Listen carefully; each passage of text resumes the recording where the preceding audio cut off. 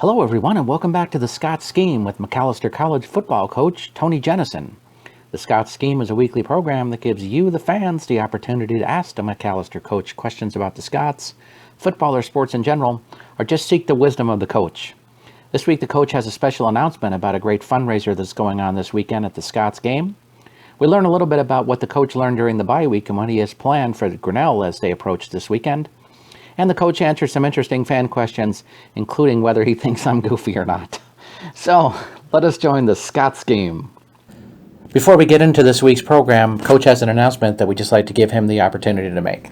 Thanks, Rob. I just wanted to announce that Macalester is proudly participating in the Coach Secure MD program this weekend. The Coach Secure MD program is a project from the Parent Project Muscular Dystrophy that pairs with the American Football Coaches Association to bring awareness to Duchenne muscular dystrophy. And we're going to be doing some events at the game to raise awareness for that and providing people opportunities to donate $5 to research of this disease. And we also have a family that'll be joining us for the game. So again, just wanted to make aware people to people that are coming to the game that the Fighting Scots are participating in the Coach to Cure MD program this weekend. It should be a kind of a unique sidebar to the game. Will people have the opportunity to donate towards that here at the game itself? They will, or you can also text the word CURE, C-U-R-E, to 90999 and donate $5 to Coach to Cure MD. Again, the word CURE, C-U-R-E, to 90999 to donate $5. Sounds like a great cause. It is. Thanks, Rob. Okay, so we want to welcome back Coach Jennison this week. Coach, first of all, let's begin coming out of the bye week. What are injuries or team updates that you'd like to provide for us? Well, we're a little banged up at certain position groups. Our inside linebackers really took a hit last week. Ryan Fleming, who's a great player for us, was a all-conference performer last year, had a concussion and is still feeling the effects a little bit. So he will not play on Saturday against Grinnell. Phil Wetterston broke a finger, and he may be able to play. We're still waiting for news on that, but he'll have to, if he does play, it'll be with a club on his hand. And then Connor Doak re-injured his shoulder, and he will be done for the season. Unfortunately, he has to have shoulder surgery, which is a big blow because he was playing at a really high level and is really a tremendous leader on our team for only being a sophomore. So certainly those are all those injuries all hurt us. The nice part about it is we feel we've got a little bit of depth at that position with Brett Graham and AJ Imholt being in their sophomore year coming back. We're confident that they'll do a great job at those positions, and we have a freshman, Patrick Haley, who's done a nice job thus far and has contributed on special teams, and we've even moved a couple of guys from other positions to start getting a few reps there just in case an emergency scenario hits. But we're a little banged up at the inside linebacker position. Other than that, I think we are getting I think we're pretty healthy overall. So it's just that inside linebacker position that's really the major concern for me right now. You're coming off of your bye week. Are there some things that you've seen or that you've been practicing on that you want to see some specific areas that the team would improve upon? Yes. Second half play. We've basically gone into halftime in each of our first two games. We were down 1 point in our first game because of a missed extra point. In our second game, we were down by a field goal, and we've lost in the second half, both of our games. So we've focused a little bit more on conditioning as of late. I'm not sure our players really enjoy that, but they know that we lost those games in the fourth quarter. So even though they might not have enjoyed a little bit more running that we've done, I think they wanted to do it. In fact, I wanted to stop them early a couple nights ago, and they said, no, let's do a little bit more. So certainly conditioning and our play in the second half is something that's important to me, and just overall execution, making sure that we're executing, we're fulfilling our assignments, whether it's offense, defense, or in the kicking game. I think those would be the big things for me coming out of the bye week. I know that last week you talked about the fact that this season really isn't much different in terms of results from where you're at wise. Last season you had the late field goal that really ensured you were 1-1, but pretty close in the way you're seeing the team's performance. Is that a hard sell to give to your team now to say, look, we're really not much different than we were last year? Quite honestly, it hasn't really been my approach to talk about last year with the team. Last year's in the past. It's last year. It's not relevant anymore. It was a different team with different players, and it's not our focus. Our focus is just doing our very best at every opportunity to become a better individual player or a better football team. So. I haven't tried to get that across to our team just because I don't feel like it's important. Our focus is on Grinnell and getting better this week so that we prepare ourselves for a victory against Grinnell. So maybe I should be talking about those things. I don't know. Maybe I should read some more coaching books, but let me know if I'm making some mistakes. You can help me out here. You had a lot of important leadership positions that need to be filled because of key guys graduating, especially out on defense. So are there guys that you're seeing that are really ready to step up and fill those voids for you? Yes, and I think we've had that in certain positions on the team. We've got a strong sophomore class, and a lot of those individuals from that sophomore class played, on special teams last year or in limited roles, but are now stepping up into starting positions and have done okay in the first couple weeks. Made some plays here, made some mistakes here and there, which is pretty normal, for someone who's getting their first taste of college football. But yes, we are seeing some people step up, especially on defense. I think of a young man like Cash McGregor who's we think played pretty well over his first two games. There's room for improvement there, no question about it. I think Cash would agree with that. But we think that the sky is the limit for Cash, and he continues to get better.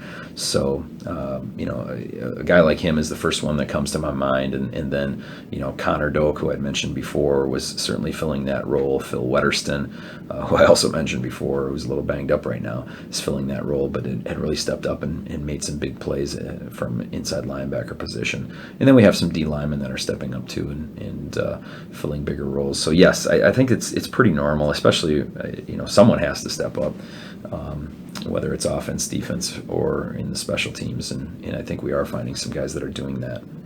Grinnell also enters the game at 0-2. Do you just throw those records out like it doesn't really matter at this point? Yeah, it doesn't matter. I mean, everybody's playing different teams in non-conference, and they played a really good Luther team last weekend, and I think most teams in the country would have a hard time with Luther and what they do offensively. So, yeah, you don't worry about that. Last year was every year we've played Grinnell, it's been a very competitive football game that's gone down to the fourth quarter. We've played them 3 times since I've been at Macalester. We lost the first 2, and then last year we won. You may recall last year we were up at halftime. I think we were up by 10 or 11 points, and we come out of half feeling pretty good about ourselves, and they get the ball to open the half and drive right down and score on us. Really nice drive. Their quarterback really made some nice plays in that drive. And then we come out, fumble the ball, they take it back for a touchdown. All of a sudden, at halftime, we're feeling pretty good being up 10 or 11, whatever it was, and all of a sudden we're down now. And that's how our games have been with them over the past, how many years we've been playing now. It was last year and then a couple years prior to last year, but the 3 games we've had have all been like that. They've been back and forth, competitive, and in a game that's basically been decided in the fourth quarter. So yeah, it wouldn't matter to us if they're 2-0 or 0-2 or 1-1. We know we're going to get their best effort, and part of the reason is because they're a big rival in recruiting. They're a great school academically, and we recruit against them all the time. Half the players on our team visited Grinnell, or close to it, I would think, and they've got guys on their team that were top recruits of ours too. So it's a big game for both sides in that regard. So I know we're going to get their best effort. They always play hard against us. What are some of the challenges that a Grinnell brings to your team? Well, first of all, like I said, their quarterback, Sam Paulus, number one. We recruited him, we wanted him, and he chose Grinnell, and he gave us fits last year because he's he's a dynamic quarterback because of how athletic he is. He has the ability to tuck the ball and run and move the chains and get big runs too, eat up big chunks of yardage. So, and he has a good enough arm where he can beat you down the field as well. So, and they've got some good receivers to go with it. So, to me, that's the biggest challenge. Is I see the number one out there running all over the place, and how are we going to contain him? That's my biggest concern.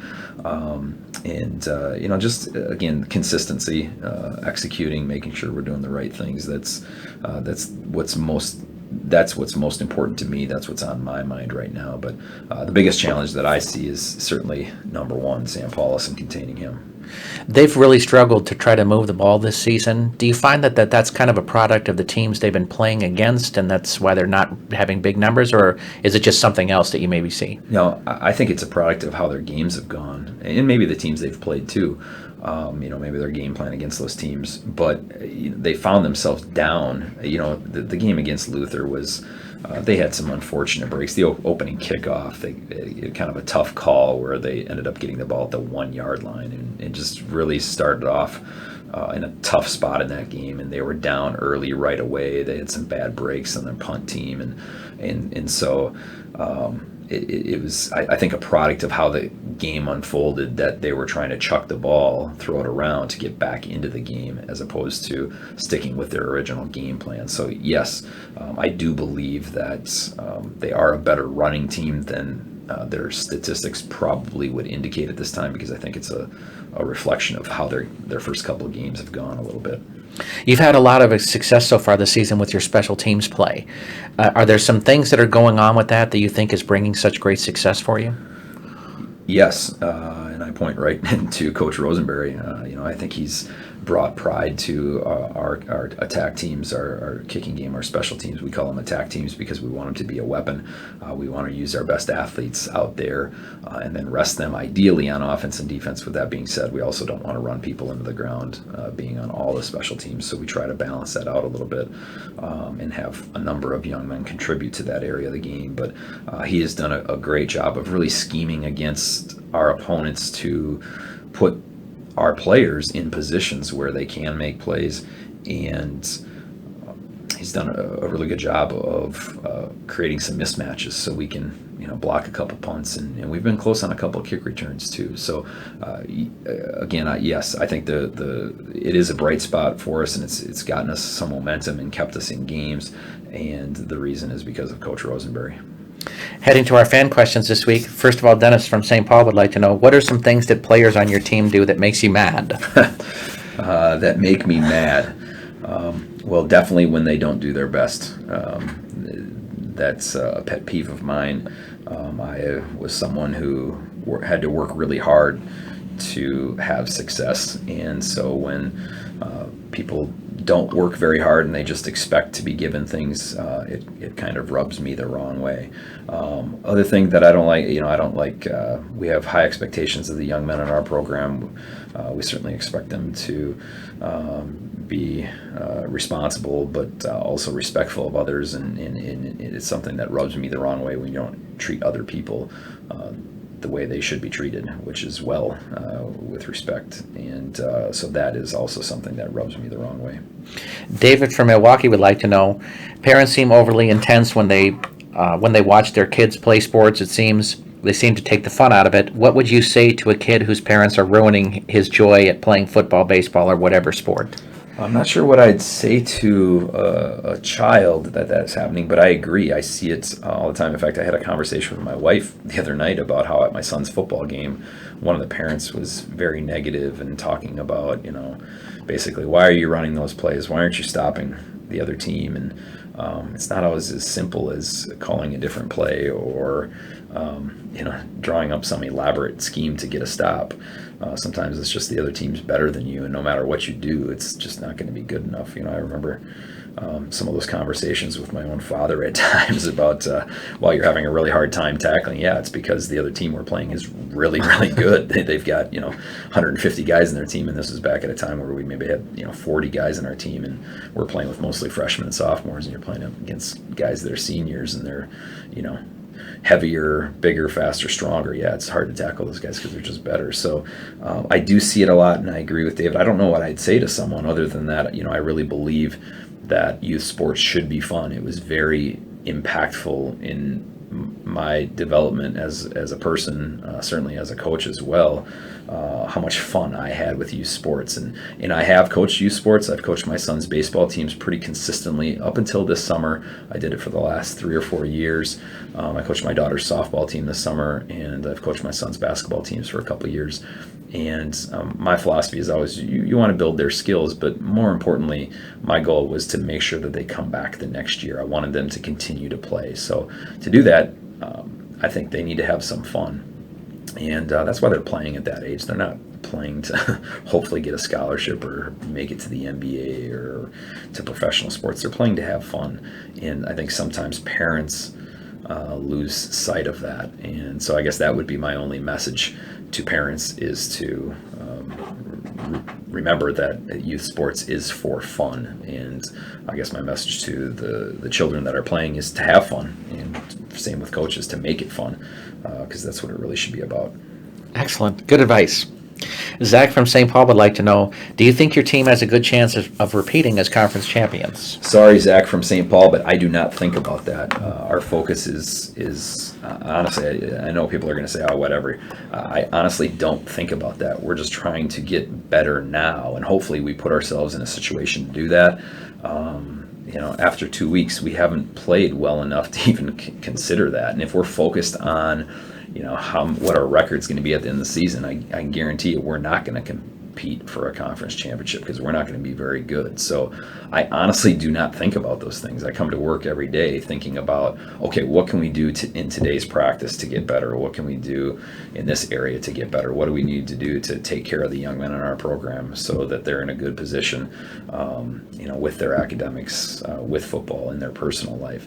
I really don't think about those things, and quite honestly, I don't care if we do our very best. That's what I'm inspired by when our team does their very best at every opportunity. And if that means we win a conference championship, awesome. That's great. That's cool. But if it means that we don't, then we don't. Because you're not going to win every game out there. And I won 2 national championships in college. Rob, have you ever seen me wear my rings? Nope. No. I can't tell you the last time I looked at them. I have one from Macalester now, too. And I wore that for about 3 minutes and then took it off, and I haven't seen it since. So it's not, to me, it's not about winning and losing. It's about the journey. It's about the relationships that come with that. And if we're focused solely on the outcome, we're not going to be a very good football team, and the young men in our program aren't going to have a meaningful, rewarding experience that they should have. So, sorry, Zach, but I don't think about that, and that's an honest answer. It's not coach talk. It's just that I don't think about those things. Just to give Zach a little insight into that too, I think it was Thursday of last season, before Illinois College, that you finally addressed that you could be conference champions. So maybe remember. 2 days before the championship game, you finally thought about it. Could be, yeah. That sounds familiar. Like we did have that conversation once upon a time. So it didn't occur all season long until that point. So Connie from Minneapolis asked you, she watches sports with her kids all the time, and she sees players come off the field and throw their helmets and scream and yell, knock over water coolers. Is this extreme competitiveness to you, or childish behavior? I do not think it's extreme competitiveness. I'm not sure it's childish behavior either. I just think it's a lack of poise. And we had a couple situations in our last game where young men came off and were a little bit frustrated, and we had conversations with them, because I don't believe that that's the way they should conduct themselves. And so we have, again, high expectations of the young men in our program, whether they're on the field or off. And we certainly want them to be respectful and have poise in all these scenarios. So I believe that in coaching, you get what you want out of your players. And if we allow that to happen, where they come off and they're yelling curse words and they're throwing their helmets and whatnot, and we allow that to happen, then it's going to continue to happen. So it's my job as a coach, when that sort of thing happens, to educate them that that's not appropriate. It's not okay. And the cool part about the young men in our program is I've learned over the years that every time I go to them with something of this nature, something that needs to be corrected, they they fix it. So we've got to, for whatever reason, we have a captive audience and they want to be better, and so they do their best. So we don't condone that sort of thing here. And again, I believe it's just that either coaches are allowing it to happen because they could easily take that player off the field and send a message to them, and that person probably wouldn't do it anymore. That's my opinion. I would think in a situation like that if you start to allow a little behavior, then that says that people can do more and more, and it kind of spirals out of control. Yeah, maybe. Interesting. Coach Tom from Minneapolis wants to know, what do you say to players that think they deserve more playing time but are being outplayed by another player? Well, we here at Macalester, we talk about playing time in terms of three things. You have to really have done three things, and having the skills is part of that.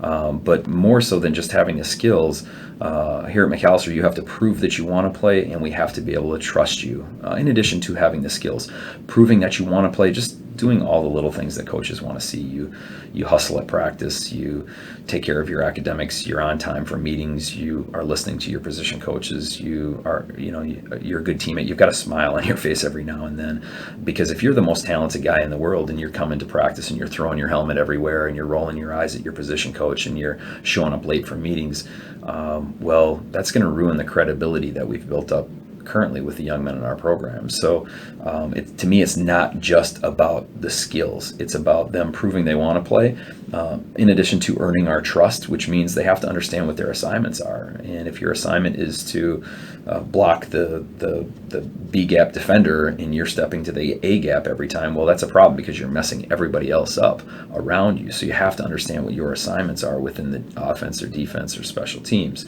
But also it gets down to skills at some point. And the good part for us is that we have a lot of young men that prove that they want to play because I think they know the expectations and they work really hard to meet those. And so oftentimes with young guys on our team, it's a matter of that trust, learning their assignments and just getting consistent. So they're doing the techniques and consistently, and which will help them with their skills too. So that's how I would say it, Coach Tom, is that we break it down into three areas. Again, a young man proving that he wants to play, a young man proving that we can trust him, and then also having the skills to play. And I think it's a balance of those three things. Olivia from Northfield asked, and this is kind of an interesting question that you and I have talked about personally over the years. When a team is really beating another team badly, I hear people say, well, it is their job to stop them. I agree that this is true, but isn't there a point where enough is enough? When is continually scoring just looking like a bully? That's a really interesting question, and I'm not really sure I have a great answer. As a former defensive coordinator, my stance is always, yes, it's our job to stop them. And so if we were the team that had a number of points put up on them, that would be my stance, is that it's our job to stop them, and we're going to need to do a better job. If we were on the other side, on the offensive side, I definitely believe that at some point we would start rotating young men in. And I think there were a couple instances last year where we got into situations where we were ahead by 2, 3, 4 scores in the fourth quarter, and we started rotating a lot of individuals in.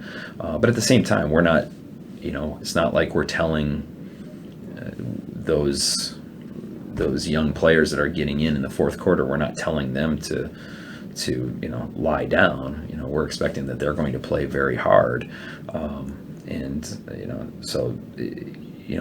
hopefully that the other team, and usually what's happened for us in the past is that our second, third, fourth strings might not score as quickly as our first strings would. So we've never really had that type of a situation. So it's a hard one to answer. I do believe that there is a point where enough is enough.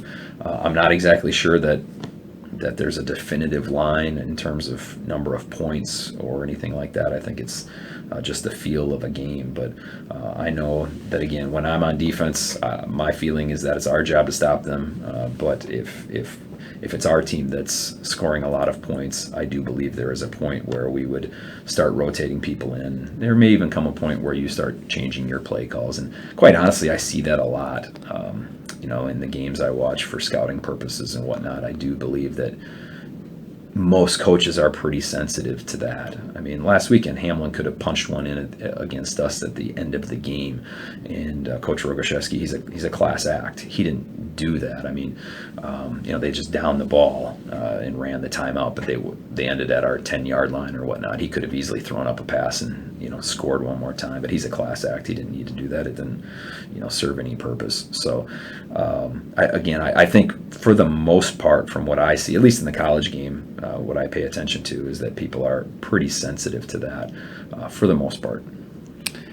A guy who's identifying himself as guy looking to stir up a hornet's nest says, I love watching the schemes that Coach Davies and Coach Mullenbach create. They are really inventive. Who do you think is smarter?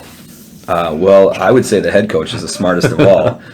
That's an obvious answer. Other than that, I would say Coach Mullenbach is the smartest on defense, and Coach Davies is the smartest on offense. Coach Rosenberry is the smartest on special teams.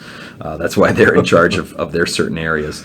They also have responsibilities outside of the offense and defense, and I lean on them for their opinions in those different areas, whether it's recruiting or equipment issues or whatever it is. So I know this. I am not the smartest guy in the room, and so I lean on those guys to handle their areas of responsibility. And fortunately, I think we're in pretty good shape with some pretty intelligent guys that are very good at their jobs. I would say if you chose either one to be on Jeopardy, you wouldn't be hurting yourself. Probably not. We always joke around here, but those guys went to private schools, and Marshall, he went to school here. There's no way I would have gotten admitted at this school. So I can tell you that. Well, I know for sure that he's definitely smarter than I am because of that. So. Nate from Bloomington would like to know, he hears players are out because of turf toe. What exactly is that? I don't know. It's a jam toe. I'm not sure what it is. You'd have to ask our trainers. I tend not to get involved with that sort of thing. I got 4 hungry mouths to feed at home, and if I'm focused on the medical side of things, I'm going to have a lawsuit on my hands, and I can't have that because my kids won't eat. So I really have no idea. I think it's just a jam toe that bothers you when you run. Honestly, we don't see a ton of it, so it's not something that's a topic of conversation frequently. So sorry, Nate, I don't have many answers. But if you'd like to talk to Paula Natvig, our head athletic trainer, feel free to stop by or let me know. I can get your phone number. Excellent. Our last question this week requires a little bit of explanation before I pose it to the coach. There was a person, Luke, who had posed this question first to Kevin Hooper, the manager in Wichita, and then later to George Samus, I guess not satisfied with his original answer that Kevin gave. So, out of the what league is this? It's the baseball American Association, in baseball. Yep. So Luke has decided that maybe I'm not the most ideal person to be hosting these shows. So here's his question for the coach this week. Okay. Coach, I am curious why you're doing this show with such a goofy person. This guy Rob seems goofy to me. Kevin Hooper and George Samus seem nice in their assessment of him. You are a guy that speaks the truth. He is goofy, don't you think? Well, the answer to that is I'm stuck with Rob. There's no other options here. He's the only guy coming here asking for interviews. So why am I doing the interviews with Rob? It's because I'm stuck with him. I'd much prefer some supermodel that's a little easier on the eyes, but unfortunately, that's the way it goes. So I'm very happy with it, though. Rob comes by pretty consistently, and we have some laughs and we have a good time. So I'm very happy that you're here. So we appreciate that. Well, thank you, Coach. I'll work on the supermodel part for you. There you go. Thank you, sir. We want to thank Coach Jennison for joining us on the Scots Scheme this week. If you have your own questions you'd like to ask the Macalester coach, please send them to us at TonyJennison@minorleaguesportsupport.com. That's Tony Jennison at minorleaguesportsupport.com. Please have them to us by Tuesday at noon to give the Scots coach a day to review the questions before we record the show on Wednesday. Again, don't forget about that fundraiser this weekend. It's going for a good cause, and we hope that you'll come out and enjoy the Scots game while you're watching them thrash Grinnell. We thank you, though, for joining us this week. I'm Rob Paneer, the managing editor of the Minor League Sports Report, and we'll look for you next week on the Scots Scheme.